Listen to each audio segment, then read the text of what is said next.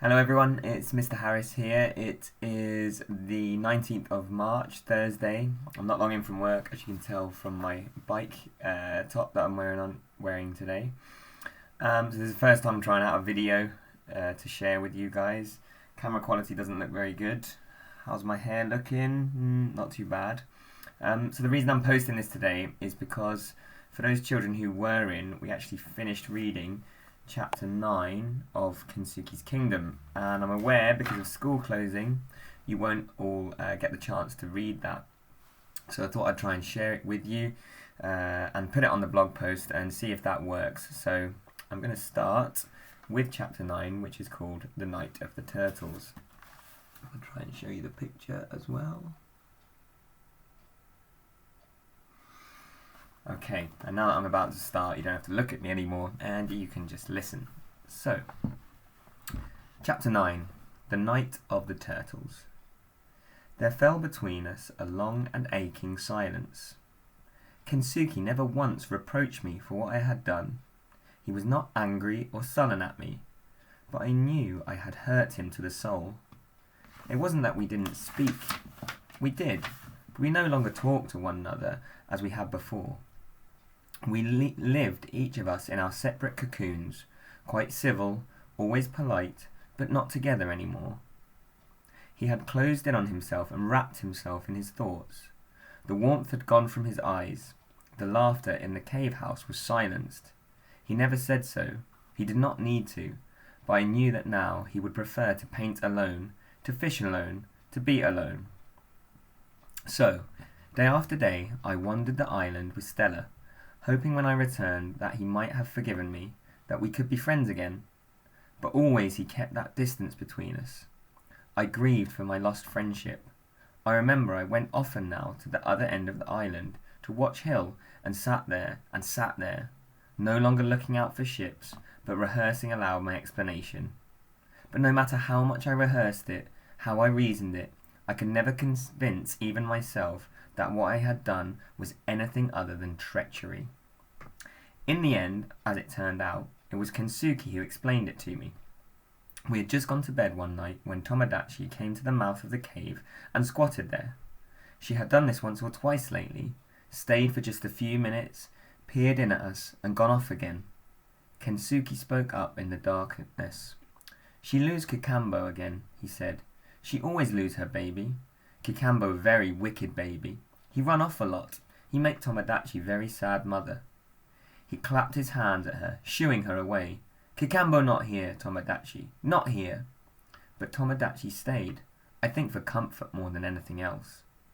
I had noticed before with the orangutans how they would often come to Kensuke when they were upset or frightened, just to be near him. After a while, Tomodachi slunk off into the night and left us alone again with the din of the forest and the silence between us. "I think many thoughts," Kensuke said suddenly, out of the silence. "You are sleeping, Mika-san?" He had not called me by my name for weeks, ever since the Coke bottle incident. "No," I said. "Very good. I got lot to say. You listen. I talk. I think many thoughts.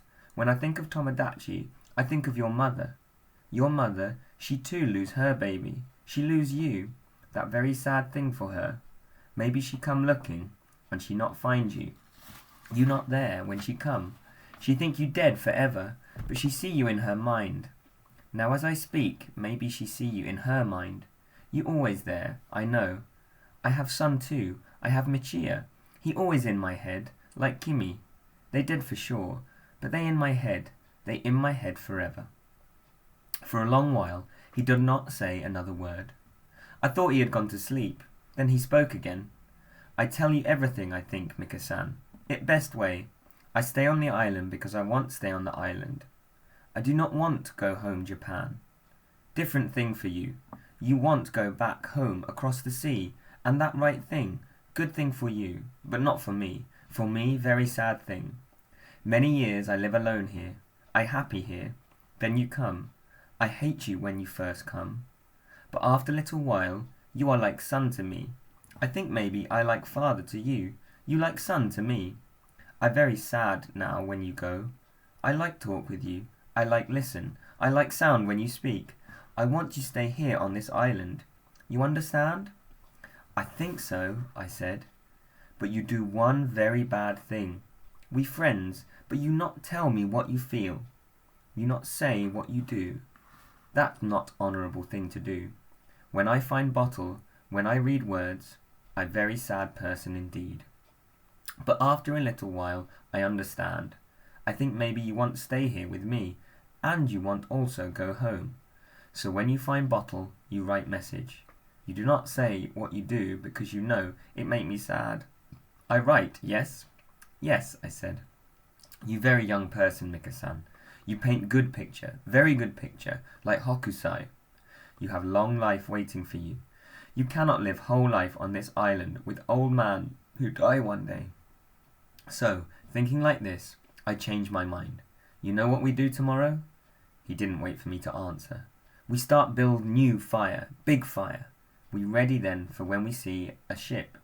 Then you go home. And also, we do another thing. We play football. You, me. What you say? All right. It was all I could say. He had in just those few moments lifted the whole weight of guilt off my shoulders and given me such happiness, such new hope. Very good, very good. You sleep now. We do lot of work tomorrow. Lot of football also. The next morning, we began building a beacon on the hilltop above the cave house. We used most of the pile of firewood we had collected for the cooking fire and stored in the dry at the back of the cave. He even sacrificed some of his best pieces of driftwood. It wasn't far to carry, so before long we had enough to make a sizable fire. Kensuke said it would do for the moment, that we could find more from the forest, more and more each day as we wanted. We soon have big fire so they see in Japan maybe, he laughed. We have lunch now, then sleep, then football, yes? Later that afternoon we set up sticks in the sand for a goal and took turns at shooting at each other. The ball was very soft, and so it didn't bounce any better on the sand than it had back on the mud of the recreation ground back home. But it didn't matter. Kensuke may have carried a stick. He may have been as old as the hills, but he could kick a football well enough to put it past me, and often too. What a time we had! Neither of us wanted it to end. With a crowd of bemused orangutans looking on, with Stella interfering and chasing after every goal scored, we were at it till darkness drove us at last back up the hill. We were both too tired to do more than have a long drink of water, eat a banana or two, and go to our sleeping mats. It was after our reconciliation that I came to know Kensuke better than I ever had before. His English became more and more fluent, and he clearly loved to speak it now. For some reason, he was always more happy to talk while we were out fishing in the outrigger. We did not go out that often, only when the fishing was so poor in the shallows that we needed to catch big fish for smoking and keeping. Once at sea, the stories simply flowed. He talked a great deal of his childhood in Japan, of his twin sister, and how the worst thing he'd ever done was to push her out of the tree in their garden, how she'd broken her arm, how when he painted that cherry tree, it always reminded him of her. But she had too been in Nagasaki when the bomb fell. I remember he even told me the address of where he lived when he was studying in London. Number 22, Clanricarde Gardens. I have never forgotten it. Once he had gone to watch Chelsea playing football, and afterwards he'd sat astride a lion in Trafalgar Square and been ticked off by a policeman. But it was Kimi and Michia he talked of most, about how he wished he could have seen Michia grow up. Michia, he said, would have been nearly 50 by now if the bomb hadn't fallen on Nagasaki, and Kimi would be exactly the same age as he was, 75. I rarely interrupted him when he was like this, but once, to comfort him, I did say, bombs don't kill everyone. They could still be alive. You never know. You could find out. You could go home. He looked at me then as if it was the first time such a possibility had ever occurred to him in all those years. Why not? I went on. When we see a ship, and we light the fire, and they come and fetch me, you could come too. You could go back to Japan. You don't have to stay here. He thought about it for some time, but then shook his head. No, he said. They are dead. That bomb was very big bomb, very terrible bomb. Americans say Nagasaki is destroyed. Every house. I hear them. My family dead for sure. I stay here. I safe here. I stay on my island. Day after day, we piled more and more wood on the beacon. It was a massive now, bigger ever than the one I had built on Watch Hill. Every morning now, before we went down to the pool to wash, Kensuke would send me up to the top of the hill with his binoculars. I always scanned the horizon both in hope and in trepidation. I longed to see a ship, of course I did. I longed to go home, but at the same time I dreaded what that would mean. I felt so much at home with Kensuke. The thought of leaving him filled me with a terrible sadness. I determined to do all I could to persuade him to come with me away, if and when a ship came. At every opportunity now, I talked to him of the outside world, and the more I talked, the more he seemed to become interested. Of course, I never spoke of the wars and famines and disasters. I painted the best picture of the world outside I could. There was so much he didn't know. He marvelled at all I told him, at the microwave in our kitchen, at computers and what they could do, at Concorde flying faster than the speed of sound, at men going to the moon and satellites. These things took some explaining, I can tell you. Some of it he didn't even believe, not at first. The time came when he began to quiz me. In particular, he would ask about Japan, but I knew very little about Japan, only that back home in England, lots of things, including our microwave, had "Made in Japan" written on them. Cars, calculators, my father's stereo, my mother's hairdryer. "I, made in Japan person," he laughed. "Very old machine, still good, still very strong." Try as I did to trawl my memory, after a while I could find nothing more to tell him about Japan, but he would still keep asking. "You sure there's no war in Japan these days?" I was fairly certain there wasn't, and said so. "They build up Nagasaki after bomb?" I told him they had, and hoped I was right. All I could do was to reassure him as best I could, and then tell him the same few things I did know about over and over again. He seemed to love to hear it, like a child listening to a favourite fairy story. Once, after I'd finished expounding yet again on the amazing sound quality of my father's brilliant Sony stereo that made the whole house vibrate, he said very quietly, "Maybe one day, before I die, I go back to my home. One day, I go back to Japan, maybe." I wasn't sure he meant it, but it did mean that he was at least considering it, and that gave me some cause for hope. It wasn't until the night of the turtles, though, that I came to believe Kensuke was really serious about it. I was fast asleep when he woke me. "You come, Mika-san. Very quickly you come. You come," he said. "What for?" I asked him, but he was already gone. I ran out after him into the moonlight and caught him up halfway down the track. "What are we doing? Where are we going? Is it a boat?" "Very soon, you see. Very soon." Stella stayed at my heels all the way to the beach. She never liked going out in the dark very much. I looked around. There was nothing there. The beach looked completely deserted. The waves lapped listlessly.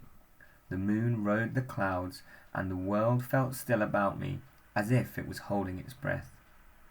I did not see what was happening until Kensuke suddenly fell on his knees in the sand. They're very small. Sometimes they are not so strong. Sometimes in the morning birds come and eat them. And then I saw it. I thought it was a crab at first. It wasn't. It was a minuscule turtle, tinier than a terrapin, clambering out of the hole in the sand and then beetling off down the beach towards the sea.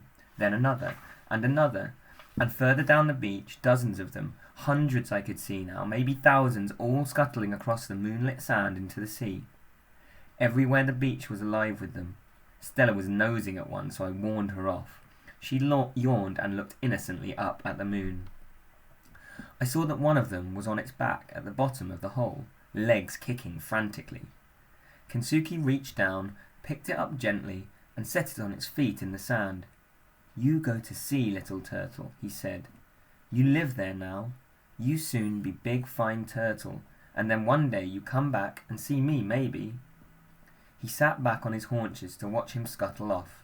"You know what they do, Mika. Mother turtles, they lay eggs in this place. Then, one night time every year, always when moon is high, little turtles are born. Long way to go to sea. Very many die. So always I stay. I help them. I chase birds away so they not eat baby turtles. Many years from now, When turtles are big, they come back. They lay eggs again. True story, Mika-san. All night long we kept our vigil over the mass birth, as the infant turtles made their run for it. We patrolled together, reaching into every hole we found to see if there were any left, stuck or stranded. We found several too weak to make the journey and carried them down into the sea ourselves. The sea seemed to revive them. Away they went, no swimming lessons needed. We turned dozens the right way up and shepherded them safely into the sea. When dawn came and the birds came down to scavenge, we were there to drive them off. Stella chased and barked after them, and we ran at them, shrieking, waving, hurling stones. We were not entirely successful, but most of the turtles made it down into the sea. But even here they were still not entirely safe. In spite of all our desperate efforts, a few were plucked up out of the water by the birds and carried off. By noon, it was all over. Kensuke was tired as we stood ankle deep in the water watching the very last of them swim away. He put his arm on my shoulder. They very small turtles, Mika-san, but they very brave. They braver than me. They do not know what they find out there, what happened to them, but they go anyway. Very brave. Maybe they teach me good lesson. I make up my mind. When one day ship come and we light fire and they find us, then I go. Like turtles, I go. I go with you. I go home to Japan. Maybe I find Kimi. Maybe I find Michiya. I find truth. I go with you, Mika-san. So that's the end of chapter 9. Just one more chapter to go, which we're planning to read in class. Chapter 10, called Killer Men Come. We discussed that chapter in class today, and we asked a few questions, like what do you think the significance of the turtles were? Do you think it had a symbol for anything else? Did it represent anything in the story? So think about that question, and maybe tomorrow I will record our final chapter.